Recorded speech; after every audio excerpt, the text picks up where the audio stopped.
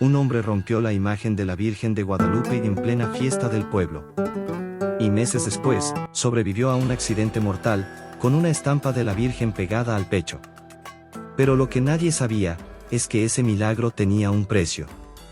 Y ese precio, estaba a punto de cobrarse. Milagro o advertencia divina. Lo que vas a escuchar te pondrá la piel de gallina. Antes de continuar, cuéntame en los comentarios desde qué ciudad me estás viendo. Y haz clic en la campanita para suscribirte al canal, un solo suscriptor es suficiente para motivarme a seguir contando historias. Muchas gracias. La campana mayor de la iglesia de San Miguel del Río repicaba con fuerza, marcando el inicio de la procesión anual en honor a la Virgen de Guadalupe. Los niños corrían con flores en las manos, las mujeres del pueblo vestían blusas bordadas y los hombres, sombreros de palma y velas encendidas. Todo era alegría, hasta que él apareció.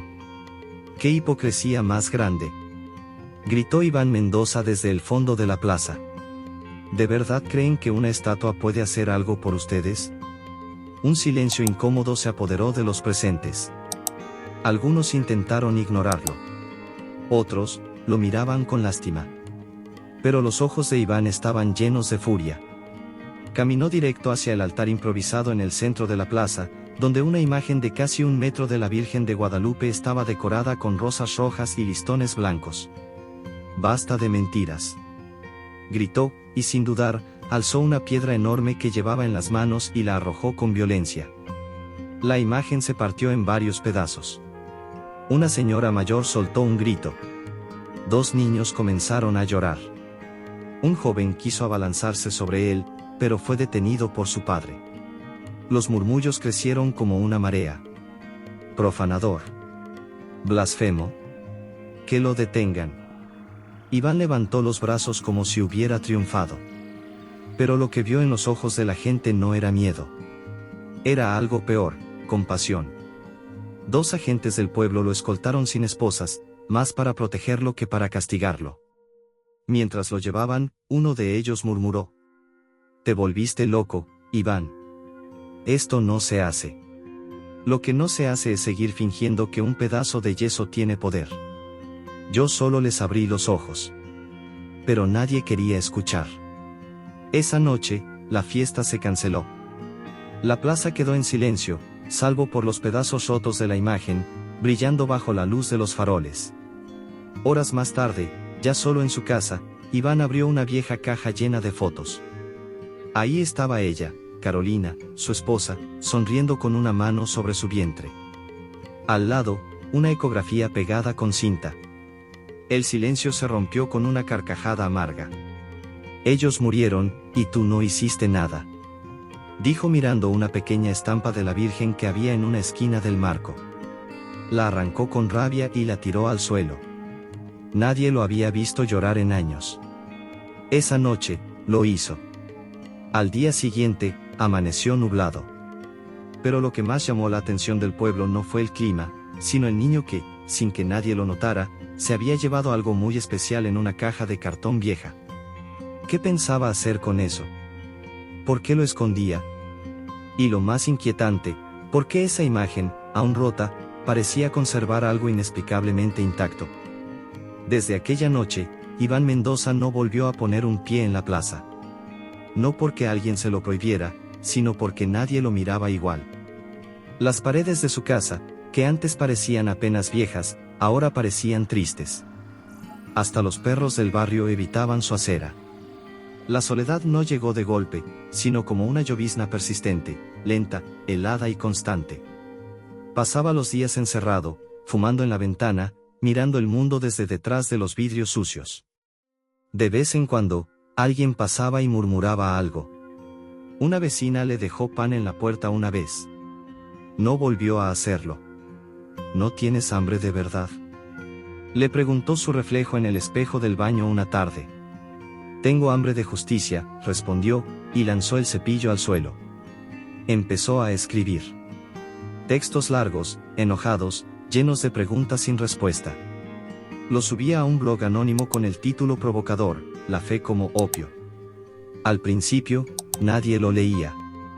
Luego, una publicación se volvió viral. En ella describía con detalles cómo la religión había adormecido al pueblo de San Miguel del Río durante generaciones. Un comentario le llamó la atención. Te entiendo. Mi madre murió rezando a una estatua que nunca respondió. Gracias por decir lo que muchos callan. Fue la primera vez en meses que se sintió escuchado. Decidió no detenerse. Cada entrada era más directa, más ácida. Recibía insultos, claro, pero también seguidores. Gente de otras ciudades, de otros países incluso, que lo animaban a seguir escribiendo. El blog creció. Lo invitaron a un programa de radio por internet. Luego, una periodista de la Ciudad de México lo contactó. Quiero contar tu historia, Iván. Nadie se atreve a hablar así en público, dijo ella al teléfono. Te propongo una entrevista. ¿Y qué vas a preguntar? ¿Por qué rompí una imagen? ¿Por qué odié a Dios? Voy a preguntar, ¿qué perdiste para llegar a ese punto? La voz de la mujer lo desarmó por un segundo. Aceptó. 2 días después, grabaron en su sala, entre libros polvorientos y tazas de café frío. Durante la entrevista, por primera vez, Iván habló de Carolina. Del hospital. De la sala de partos que se quedó en silencio. De la oración que hizo con desesperación, y que, según él, no fue escuchada. El video se publicó bajo el título, El hombre que rompió a la Virgen. En menos de 24 horas, ya tenía más de 100.000 vistas. Algunos lo llamaban valiente. Otros, monstruo. Pero en el pueblo, nadie lo felicitó. Ni una palabra. Ni un gesto. Solo una mirada fugaz del padre Matías cuando lo vio pasar frente a la iglesia. Una noche, al volver del mercado, Iván encontró un sobre debajo de su puerta. No tenía remitente. Dentro, solo había una nota escrita a mano. Ella escucha, incluso cuando tú gritas. ¿Quién la dejó ahí? ¿Cómo sabían lo que él sentía? Y lo más perturbador, ¿por qué esa caligrafía le resultaba tan familiar? La nota anónima seguía sobre la mesa de Iván, como una espina clavada en la rutina. Pero a unas cuadras de allí, otra historia se tejía en silencio, dentro de una pequeña casa de lámina y tierra apisonada. Tomás tenía 10 años y un mundo entero en los ojos. Vivía con su abuela doña Berta, una mujer de trenzas canosas y voz firme que vendía tamales en la esquina de la iglesia. Su madre, Clara, llevaba semanas internada en el hospital de la ciudad con una enfermedad que los doctores no sabían explicar. ¿Y si ya no vuelve, abuelita?, preguntaba Tomás por las noches. Tú reza, mijo. La Virgencita no abandona a sus hijos. Pero Tomás había visto lo que Iván había hecho. Había visto los pedazos rotos de la imagen esparcidos como huesos sagrados bajo la lluvia. Y una madrugada, cuando nadie lo miraba, volvió a la plaza. Se agachó frente a los restos aún visibles entre las flores marchitas y recogió lo que pudo, el rostro partido en dos, una mano, el borde de un manto. Los metió con cuidado en una caja de zapatos y los cubrió con un pañuelo. No estás muerta, solo te duele, ¿verdad?, susurró mientras apretaba la caja contra el pecho. Durante las noches siguientes, en su cuarto iluminado por una vela temblorosa, Tomás intentó recomponer los fragmentos. Usaba pegamento escolar, hilo, incluso plastilina. Las piezas no encajaban del todo, pero él insistía con la paciencia de quien cree más allá de la lógica. Doña Berta lo observaba sin interrumpir.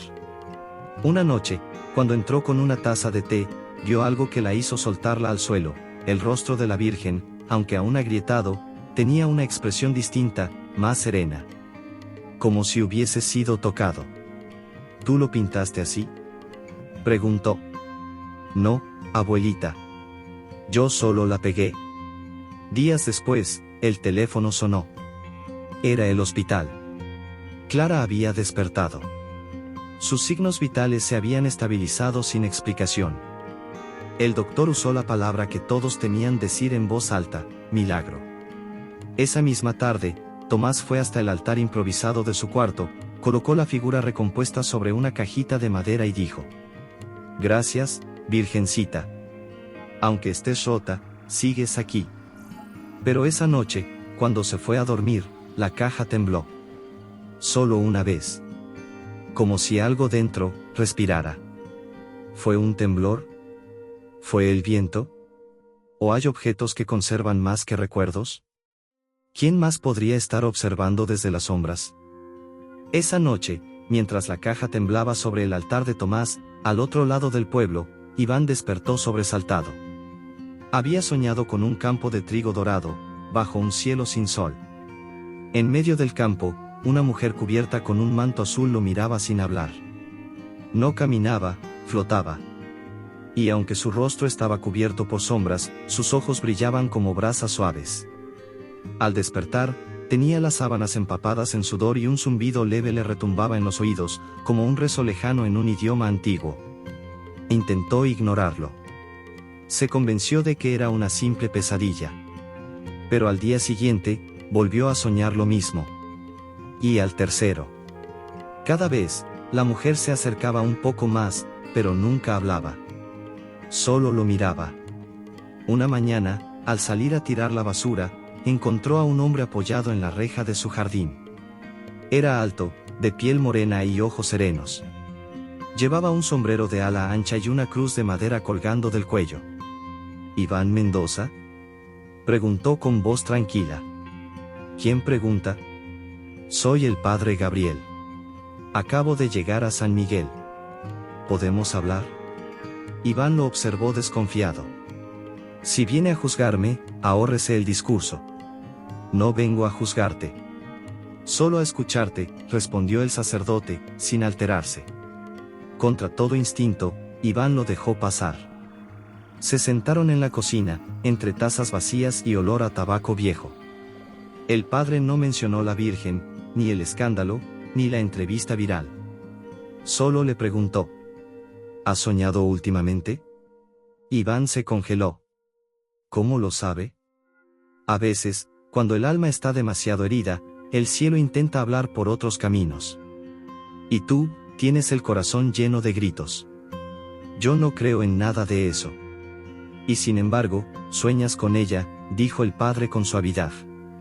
Iván lo echó de su casa sin decir una palabra más. Esa noche, no durmió. A las 3 de la madrugada, el viento comenzó a golpear las ventanas. No había tormenta. No había hojas moviéndose. Pero el viento estaba allí, soplando solo en su casa. Y entonces lo escuchó. Una voz suave, femenina, que no venía del exterior, sino de dentro de él. ¿Por qué me rompiste? El vaso que tenía en la mano se le cayó. El viento cesó. Pero la voz no se fue. Se levantó con torpeza, se dirigió al cuarto de almacenamiento y comenzó a buscar algo que había guardado hacía años. Cajones, cajas, carpetas viejas. Hasta que la encontró, la pequeña estampa de la Virgen que había arrancado del marco de Carolina. Estaba sucia, arrugada, pero intacta. Era posible que no todo se hubiera roto aquella vez. ¿Y por qué ahora, tantos años después, todo comenzaba a temblar alrededor de él? ¿Qué se había abierto al romper aquella imagen en la plaza? Y sobre todo, ¿por qué tenía la extraña sensación de que alguien, o algo, lo estaba guiando hacia un lugar donde no quería volver? 3 días después del encuentro con el padre Gabriel, Iván decidió salir del pueblo. No lo anunció, no se despidió.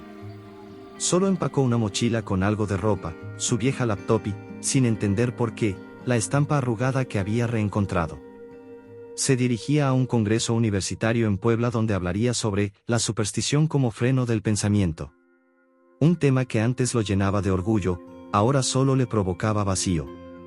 La carretera serpenteaba entre cerros y barrancos.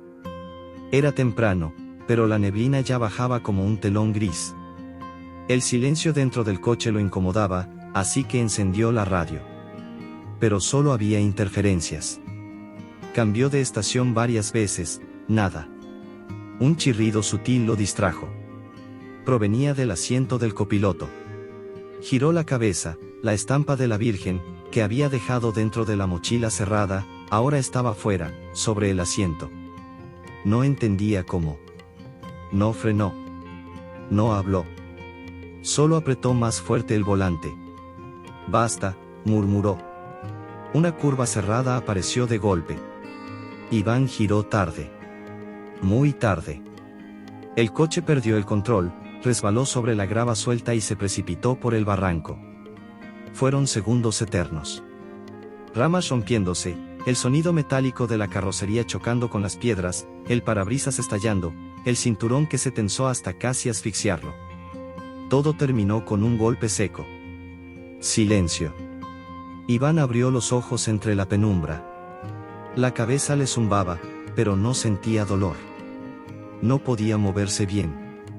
El coche estaba volcado, incrustado entre rocas y raíces. Miró sus brazos, ni un rasguño. Un hilo de sangre bajaba por su frente, pero era superficial. Intentó salir. La puerta cedió después de varios empujones. Se arrastró hacia la luz y se sentó sobre el suelo frío. Fue entonces cuando la sintió, algo caliente contra su pecho. Bajó la mirada. La estampa. Estaba allí, presionada contra su camisa, como si alguien la hubiese colocado con delicadeza. No puede ser, susurró, temblando. Escuchó voces. Voces reales. Socorristas que bajaban por la ladera con linternas y sogas. Uno de ellos lo encontró sentado, en shock. Está vivo. No tiene fracturas. ¿Cómo sobreviviste a esto?, preguntó otro. Iván no respondió. Solo levantó la estampa con los dedos temblorosos. ¿La traías contigo? No, no sé cómo, apareció sola. Lo llevaron en camilla hasta la ambulancia. Un periodista local, que seguía el blog de Iván, llegó poco después. Tomó una foto, el rostro desorientado de un hombre con la estampa en la mano, sentado entre los restos retorcidos de un coche que debía haber sido su tumba. Esa imagen se hizo viral en menos de una hora. Pero esa noche, en el hospital, cuando todo parecía haber pasado, una enfermera lo despertó de golpe. Señor Mendoza, hay alguien que quiere verlo. ¿A esta hora? Dice que ya lo ha soñado. Y que usted también lo soñó. Iván se incorporó lentamente. Su corazón se aceleró. ¿Quién es? Un niño. Dice que se llama Tomás, y trae algo en una caja. ¿Por qué un niño querría verlo justo después del accidente? ¿Qué relación podía tener con él? ¿Y qué guardaba esa misteriosa caja que tanto insistía en proteger? Tomás sostenía la caja de cartón contra el pecho como si llevara algo vivo. Su mirada, fija y decidida, contrastaba con la timidez de su voz. Quiero hablar con él, con el señor que rompió a la Virgen. La enfermera lo miró con ternura y luego a Iván, que desde la cama intentaba entender por qué ese niño había viajado hasta ahí. Déjalo pasar, dijo finalmente. Tomás entró con pasos pequeños, se acercó a la silla junto a la cama y colocó la caja sobre sus piernas. Nadie más los acompañó. El silencio pesaba. Mi mamá estaba enferma, dijo el niño, sin mirar a Iván. Casi se muere. Yo recé mucho. A ti no te conozco, pero tú la rompiste, ¿no? Iván no respondió. Yo la volví a pegar, continuó Tomás, y abrió la caja con cuidado. Dentro, la figura recompuesta de la Virgen de Guadalupe estaba cubierta con un pañuelo de flores bordadas. A pesar de las grietas, algo en ella brillaba. No por el yeso, ni la pintura, era otra cosa. Algo que no se podía nombrar. La puse en mi altar, y mi mamá sanó. No sé si fue ella o tú, pero quería que la vieras. Iván tragó saliva. No podía apartar los ojos de la imagen. El rostro de la Virgen, aunque remendado, parecía mirarlo con la misma serenidad que en sus sueños. ¿Por qué la traes aquí?, logró decir. Porque tú también estás roto. Y a lo mejor, puedes pegarte otra vez. Iván cerró los ojos. No lloró. Pero algo dentro de él se desmoronó en silencio. Semanas después, volvió a San Miguel del Río. Nadie lo recibió. Nadie lo esperó. Pero tampoco lo echaron. Fue directamente al taller de carpintería que su padre había tenido años atrás, cerrado desde su muerte. Lo limpió, sacó herramientas oxidadas, maderas viejas, y comenzó a trabajar. No sabía bien qué estaba haciendo al principio. Solo tallaba. Pulía. Cortaba. Fallaba. Volvía a empezar. Durante el día, el sol calentaba sus manos. Por las noches, una vela junto a la estampa le iluminaba el camino. La gente lo veía pasar, cubierto de polvo y aserrín. No saludaba. No hablaba. Pero algo en su mirada había cambiado. No era rabia. Era otra cosa. Como si ahora cargara una verdad que no podía compartir. Un domingo, después de la misa, se colocó en el centro de la plaza. Llevaba algo cubierto con una manta blanca. El murmullo creció. Quiero pedir perdón, dijo en voz alta. No por lo que hice, sino por lo que no entendí. Descubrió la figura. Era una nueva imagen de la Virgen de Guadalupe, tallada a mano. Sencilla. Sin adornos. Con las manos extendidas hacia abajo, pero con una grieta intencional cruzándole el pecho. Nadie está completo. Ni siquiera yo. Pero ella, no me rompió. Me sostuvo. El padre Gabriel lo miraba desde la iglesia. Tomás, entre la multitud, apretaba la mano de su madre. La lluvia comenzó a caer. Pero nadie se movió. Nadie se cubrió. Y justo cuando Iván se arrodilló frente a la imagen que él mismo había hecho, una figura apareció entre los árboles, caminando con paso lento y mirada fija. Llevaba un sombrero de ala ancha, pero no era el padre Gabriel. ¿Quién era ese hombre? ¿Por qué sus ojos estaban llenos de rabia? ¿Y por qué, al verlo, el rostro de Iván palideció como si acabara de ver un fantasma del pasado? Iván conocía ese rostro. A pesar de los años, de la barba crecida y del cuerpo más ancho, lo reconoció al instante. Rubén Aguirre. Su socio. El mismo que, una década atrás, había desaparecido con todo el dinero de la asociación cultural que ambos dirigían. El mismo que había traicionado su confianza y desatado el colapso económico que terminó, entre otras cosas, afectando la atención médica de Carolina. Rubén avanzó entre la multitud como si nada lo detuviera. Su mirada, dura como piedra, se clavó en Iván. Veo que ahora talla santos, Mendoza, dijo con un tono venenoso. ¿Y la filosofía? ¿Ya se te olvidó que no creías en nada? Iván no respondió. Se incorporó lentamente. ¿Qué haces aquí? Preguntó con voz firme, pero baja. Vine a ver con mis propios ojos si era cierto lo que decían. Que te habías vuelto otro. Que el que escupía sobre las vírgenes ahora las veneraba. La gente comenzó a murmurar. Algunos lo recordaban. Otros no. Pero el ambiente cambió. Algo se rompía de nuevo. Rubén se volvió hacia el pueblo. Este hombre que ahora se arrodilla frente a una imagen es el mismo que despreció a su mujer enferma. El mismo que me culpó por su desgracia cuando él fue quien no actuó a tiempo. Un silencio tenso llenó la plaza. Iván cerró los ojos. No vine a discutir con fantasmas, dijo finalmente. Vine a devolver lo que rompí. Rubén se rió con desprecio. ¿Y eso te limpia? ¿Una estatua nueva te convierte en santo? ¿Y la verdad, Iván? ¿La verdad sobre lo que pasó aquella noche en el hospital? Las palabras flotaron en el aire como cuchillos. El rostro de Iván se tensó. Nadie más entendía. Solo él, y Rubén. Basta, dijo el padre Gabriel desde las escaleras de la iglesia. Pero Rubén no se detuvo. Dio un paso más. Cuéntales, Iván. Cuéntales por qué rezaste con tanto odio aquella noche. Cuéntales lo que prometiste si ella no te escuchaba. Iván lo miró. No con rencor, sino con pena. ¿Qué ganas con esto?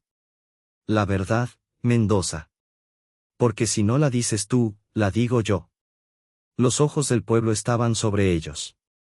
Sobre el altar, la nueva imagen brillaba con la luz del atardecer. Tomás, desde el borde de la plaza, se acercó a su madre y le susurró.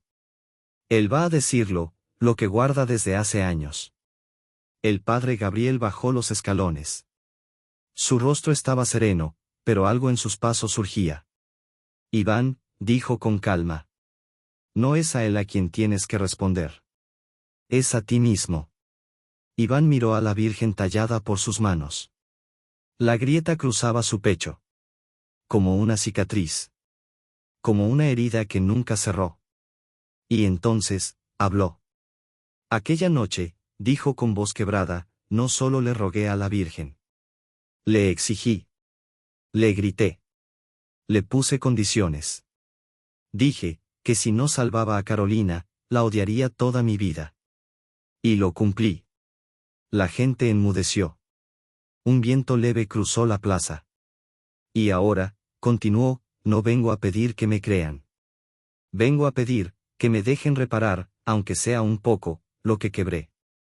Y si no lo merezco, al menos dejen que ella me mire una vez más. Cayó de rodillas. No como antes. Esta vez no por culpa, sino por rendición. En ese instante, una nube se apartó del sol. Un rayo de luz dorada cayó directamente sobre la imagen. Nadie lo había preparado. Nadie lo había calculado. Fue un momento exacto. Luminoso. Y silencioso. El padre Gabriel levantó la vista al cielo. El milagro aún no ha terminado, murmuró. Pero justo entonces, un grito rompió la calma. Venía del borde de la plaza. Una mujer, pálida, temblando, señalaba hacia el campanario. Allá arriba. La campana, se está moviendo sola. ¿Era el viento? ¿O algo más estaba despertando después de tantos años de silencio? ¿Qué significaba ese repique sin manos que lo tocaran? ¿Y por qué algunos ancianos comenzaron a llorar al escucharlo? La campana seguía repicando sin que nadie la tocara.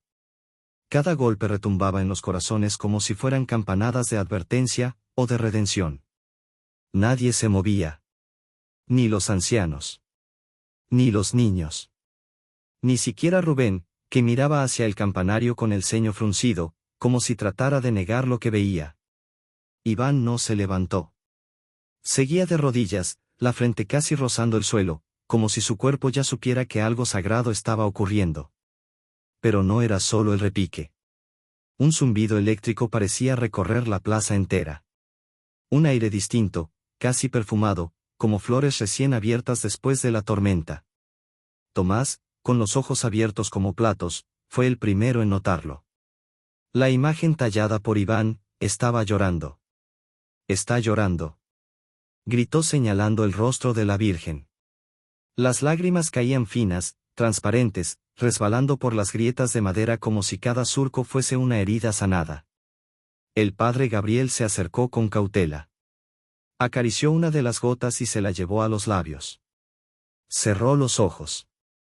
Saladas, como lágrimas humanas. Una mujer cayó de rodillas llorando. Otra comenzó a rezar en voz alta. Las campanas se detuvieron, de golpe, sin eco final. El silencio que quedó fue más profundo que cualquier palabra. Rubén intentó decir algo, pero su voz se quebró. Dio un paso atrás, luego otro, y finalmente desapareció entre la gente. Nadie lo detuvo. Esa noche, el pueblo entero encendió velas. No fue una misa, ni una procesión. Fue algo más íntimo. Más real. Un acto colectivo de silencio, de reverencia. Iván no habló. Solo se sentó en el último banco de la iglesia, la estampa vieja en sus manos, mientras los demás rezaban. Días después, la periodista que alguna vez lo había entrevistado publicó una nueva nota titulada, El precio del milagro. En ella, compartía una imagen que nadie supo cómo obtuvo. Una fotografía del barranco, tomada por un dron anónimo que sobrevolaba la zona del accidente. En la foto, justo antes del rescate, podía verse una figura luminosa de mujer, con los brazos extendidos, de pie sobre las rocas, donde no había nadie más. Los expertos dijeron que era una ilusión óptica. Que la luz, las sombras, la niebla, habían creado una forma confusa. Pero los de San Miguel del Río sabían lo que vieron. Y desde entonces, cada 12 de diciembre, al atardecer, Iván abre las puertas de una pequeña capilla que construyó en el mismo lugar donde rompió la primera imagen. La talló él mismo. La barnizó con lágrimas. La adornó con flores que crecen sin ser sembradas. Tomás siempre está ahí, con su madre. La gente del pueblo viene en silencio. Nadie hace preguntas. Solo se sientan. Observan. Respiran. Y al final de cada ceremonia, cuando el sol comienza a esconderse detrás de los cerros, una sola rosa florece junto a la imagen. Siempre una. Nunca más. Nunca menos. ¿Quién la deja ahí? ¿Por qué no marchita con el paso del tiempo? Iván no busca la respuesta. Ya no necesita entender. Solo agradece. Y, en silencio, cada vez que la campana suena sin ser tocada, repite lo mismo, una y otra vez. Gracias. Madre.